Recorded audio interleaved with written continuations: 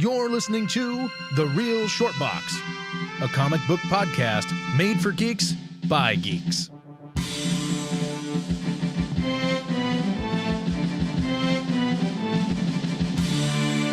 Hello everyone, and welcome to The Real Short Box. My name is Kevin. And I'm Sassy Donald. Today, we're going to talk about the next phase of the Marvel Cinematic Universe. Phase 4, whatever the case may be. I hear that it may not even call it Phase 4, but we know it's going to be the next phase after the Infinity War movie has been completed. The phase after 3. The phase after 3. And we're going to talk about the things that we believe may happen, characters that will appear and characters that might appear, or we speculate will appear. Mm-hmm. And three things I was going to talk about, at least three topics I wanted to briefly touch upon, is the microverse, I guess we can call it, where Ant-Man and the Wasp and everything there operates. Mm-hmm. Then there's the mystical realm where Doctor Strange operates. Mm-hmm. And, of course, seeing more of the intergalactic elements in Marvel. Intergalactic, planetary, Yes. intergalactic. Another dimension. Okay, I'm done. All right. Yeah, that'll be really wicked slick, dude. Seeing all these spacefaring badasses out there just jaunting around, traveling, shooting each other up and stuff. A big space epic that's not Star Wars would be awesome right now, especially since Star Wars kind of shit the bed for me here recently. Yeah, me too. Don't get me started on The Last Jedi. I can go on for hours. Yep. But what do we think as far as the space realm? What's going to come? What do we see? Well, one thing I'm 99% certain: Adam Warlock. I mean, we got a little taste of that at the end. At the end of Guardians of the Galaxy Volume 2 with the Cocoon with him in it.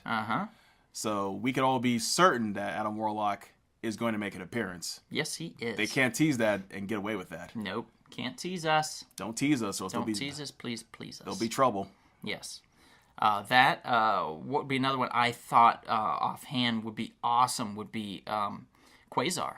Can't go wrong there with Quasar. Quasar is basically Marvel's answer to Green Lantern. That's true. Technically. So I think it would be cool to have Quasar as part of the team, or at least kind of what we had with the Nova Corps. So you see Quasar joining up with the Guardians of the Galaxy? I could see it, yeah. Definitely see him as joining up, or being somebody that they need assistance from. Makes sense. And then maybe, joining for a time being. To take on Adam Warlock? Yeah, and then maybe, later having his own film and his own space adventure or whatever. I think that would be very cool. And then eventually, if all goes well, I would love for Adam Warlock to have his own film and him go against his alter ego, or I guess you could call his alter ego the Magus. Yeah, basically the bad version of him. Yeah, the bad version of himself. He also has one of the Infinity Gems, right? At some point, yeah. Well, yes, in the comics, he gets a hold of the entire Infinity Gauntlet in order to defeat Thanos. But I don't believe in the Marvel Cinematic Universe version that you're going to see it go down that way. No. I think Captain Marvel will probably, Carol Danvers will probably play a major part in the fourth movie in taking down Thanos. Yeah, I could see that. I could definitely see that. She's her movie's coming out next year, right? 2019. Yeah, I believe it comes out a month before Avengers 4. So that would make sense. You introduce this character, and then she becomes a pivotal role in the next one.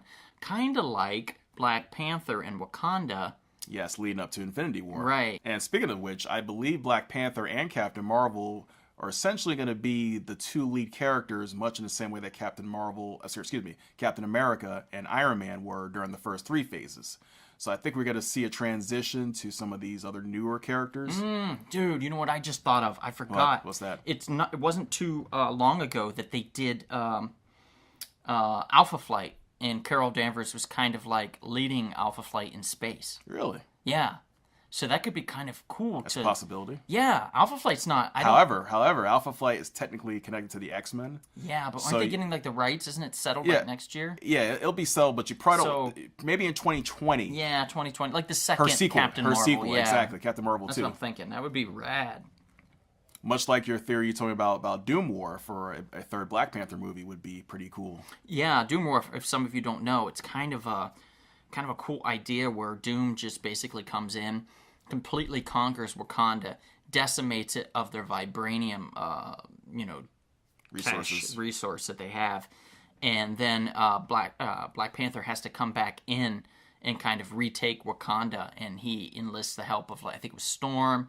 I think Deadpool was even in there at some point, and a host of other good guys that come in to help him take Wakanda back and defeat Doctor Doom. And when you told me that was an idea, when you told me that idea, I said, you know what, that'd be a great way to finish off a Black Panther trilogy. I mean, what more can you do to have Doctor Doom as the bad guy in the third movie? And it would be great because it would separate what the Fantastic Four has always been doing, is having a villain be Doctor Doom. Right. Or, at the end of the second one? Cloud Dactus, basically. Yeah, what Cloud you like Dactus. To call him. Exactly. Yeah, we don't need any more of that. So, Fantastic Four is so rich in baddies, to be honest, and bad guys. A lot of characters came out of Fantastic Four. Actually, Ronan was first appeared in Fantastic Four. That's correct. So it's interesting how Adam Warlock. Ronan, and Adam Warlock were able to be used in the MCU prior to Disney's purchase of Fox. It really kind of throws a monkey wrench in the ideas that you can't use everybody. Well, they cut deals. I believe there was a trade for Teenage Negasonic Teenage Warhead to be used on the Fox Marvel side. they made exchange for her for someone. I think it may have been Ronan or some character for Guardians of the Galaxy. They made kind of like a trade. Oh, sorry to interrupt, everyone. Just wanted to mention real quick about a shop in Canoga Park, California called Spiro's Heroes. Elliot, the proprietor of the store, has over 300,000 books in what's called the Temple of Comics. That's Spiro Heroes in Canoga Park, spirosheroes.com.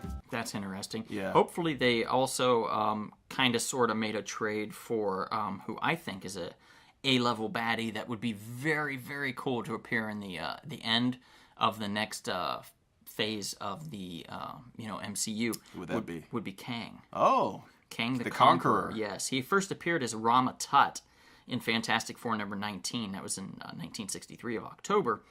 And then as Kang the Conqueror in Avengers number 8. And that was in September of 1964.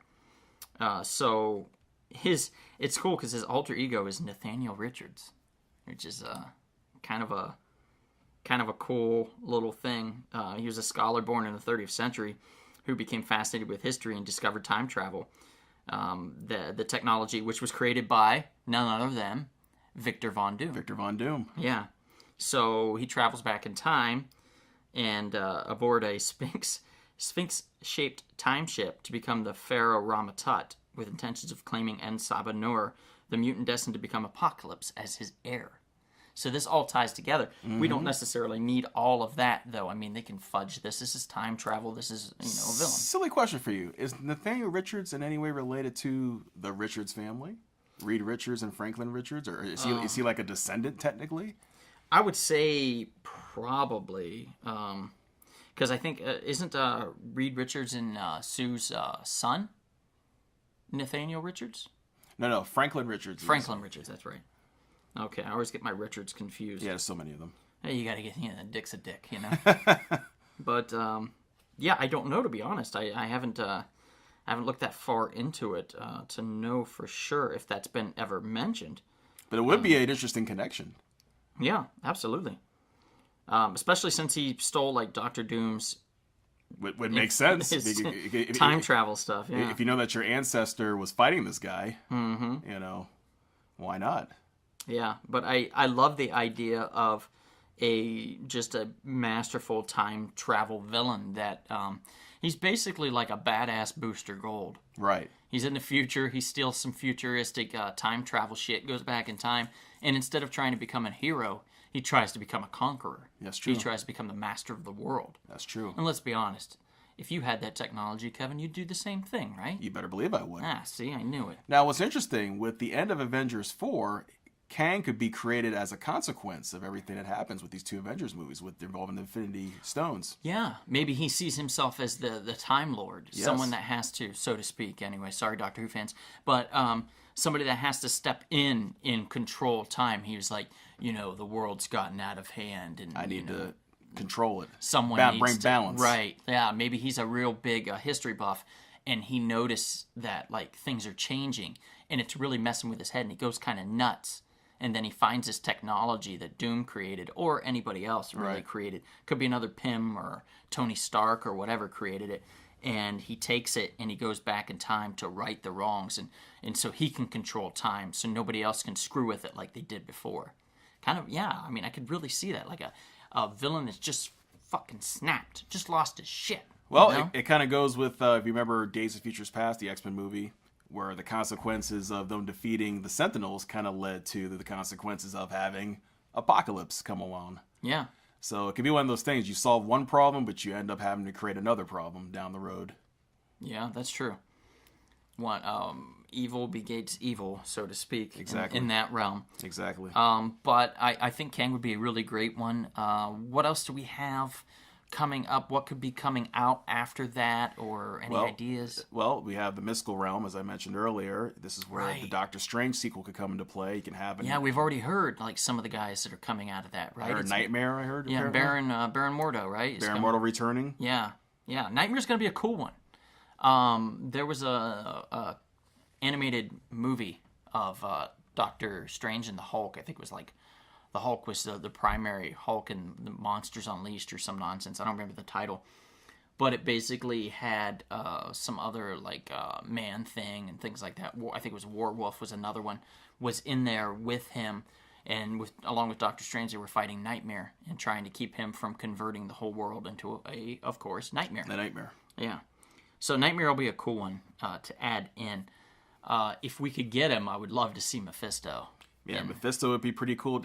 Where did Mephisto? Did he debut like in Silver Surfer? Yeah. Number 3. Yeah. Well, again, this is my theory. Avengers 4 can literally integrate the Fox Marvel characters into the Disney MCU. I'm wondering how far along they were, though, in the planning of the 4th one. It's hard to say. I mean, maybe they could tack it on at the end, but do it tastefully. Yeah, they could taste, like I said, using the Infinity Stones, whoever, defeats Thanos, you put the Infinity Gauntlet back on, kind of like Adam Warlock did in the comic books, and try to fix things, get them back in order to the best of your ability, but of course we know that's not going to happen. Right. So, like I said, the consequences could be Kang the Conqueror coming into play. The consequence could be the X-Men and the mutants finally appear in this particular MCU. Now they're here. Yeah. So it'd be a good way to it could be a good way to reboot Hugh Jackman too.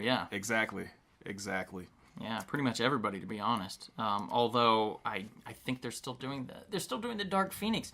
But I know we did a podcast where we were talking about it being released, and we're like, oh, it's coming out in November, and then like, it's being pushed back, and then it's being pushed back again. So at this point, we don't know. I mean, we can talk you'd probably be in a nursing home by the time it comes and we out. could say it's coming out at a certain date, and then they'll just change it again.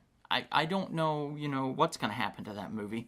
Same thing with the New Mutants. Mm-hmm. They've changed that thing so many times. It was already supposed to be out, right? Yeah. And that's nuts. It's it's like, well, it goes to show you that they obviously have some issues. Even Marvel is not feel comfortable with it. They're not hitting it right now, and it's not even actually really Marvel. It's still Fox.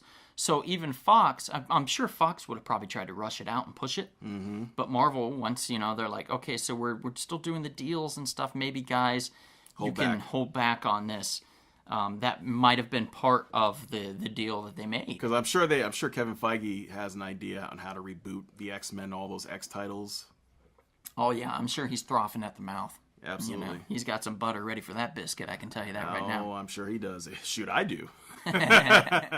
You know me. You know me being a big X-Men fan. I have a lot of things they can do to clean that up. Yep. And you've been quietly collecting a lot of first appearances when it comes to the X-Men. You better believe it. Yeah, because you knew it was going to happen. You knew it. I felt it. You felt it. The Force told me. In the Force. By the way, Fing Fang Foom. Wouldn't that be cool if Baron Mordo used Fing Fang Foom? I love Fing Fang Foom. That's like my favorite Chinese dish. I mean, if you want to really increase the tension in a sequel, a Doctor Strange sequel, Baron Mordo, bring Fing Fang Foom, as well as bring Nightmare into the fold. I mean, he's just bringing all the pain. Remember, he said at the end of the movie he wanted to get rid of all the sorcerers. Too many sorcerers in the world. Yeah, that's true. So this could be a way for him to really bring it. There was a Jason Aaron storyline where basically there was a science-based villain that came and he started destroying all magic. That could be something that could be a good plot device.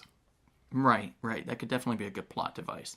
Unfortunately, Jason Aaron's gone to that well twice now that I can remember, because he did almost the exact same thing in Thor, when he had a villain like try to steal all the gods' powers, and and it was somebody that was bitter about something. So, Jason Aaron, I'm on to you, buddy. I know your formula.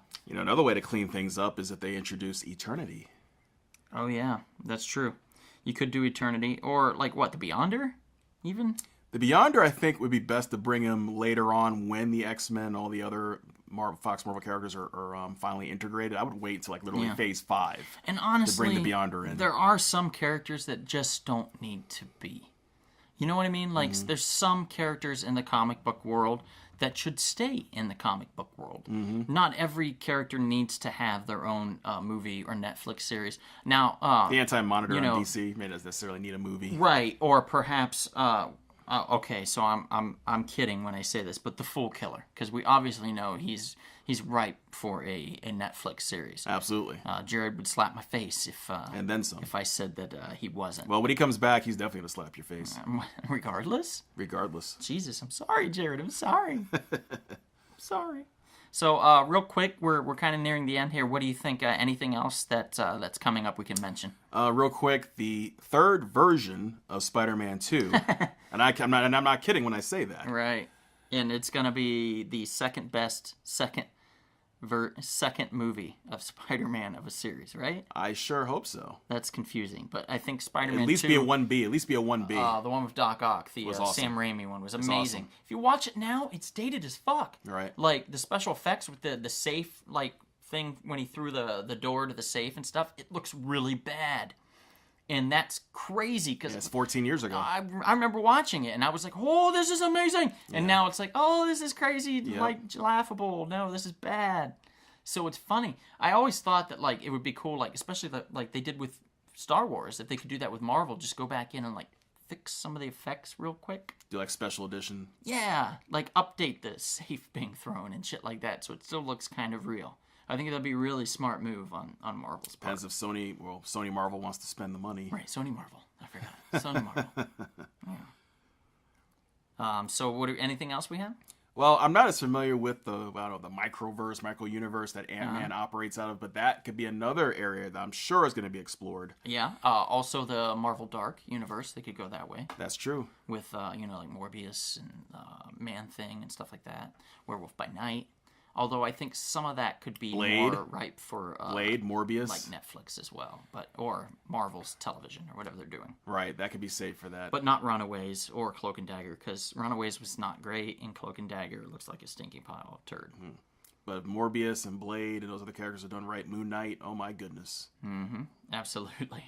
Yep. My pants just got tight. There you go. Yep. All right, well, I think that's all we have time for right now, but we'll jump back into this at another point. Thank you for listening. Thank you so much. Please find us on YouTube, Instagram, iTunes. Show us some love. Subscribe. Yeah. Instagram, we have these Smackdowns. Please, respond on there. See what you can tell us who you think, would win in a fight. We post a lot of those. And, we also go around to a lot of places and talk, especially at a certain place where we may see you at. The Comic Shop. This has been The Real Short Box. We'll see you at the Comic Shop. Thanks for listening.